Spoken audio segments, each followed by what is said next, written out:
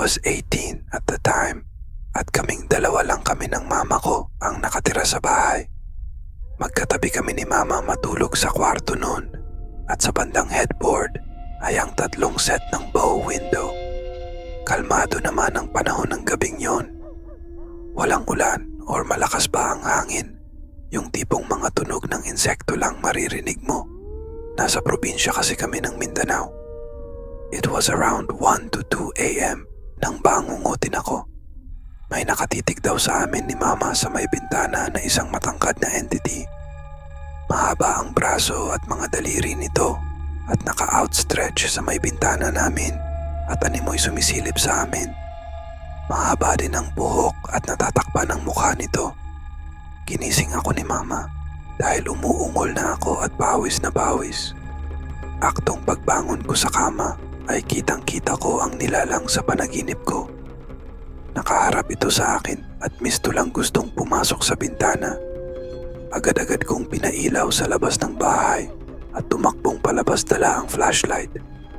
Wala na akong nadatnan sa labas kundi parang putik na marka ng kamay sa may bintana at masangsang ang amoy. Hinabol ako ni mama sa labas at tinanong kung anong nangyayari sa akin. Pagkatapos kong i-explain sa kanya, pinagdiinan nitong sinabi na wala siyang nakita sa may bintana namin.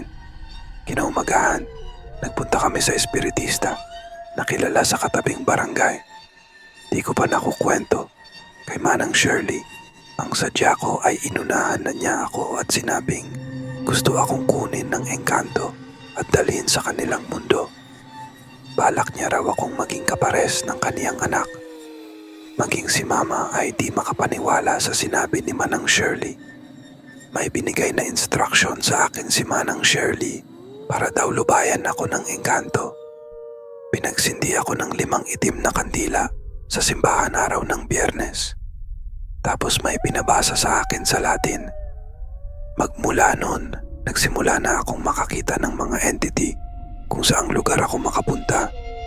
Parang na-enhance senses ko sa mga entity at mga espiritong ligaw.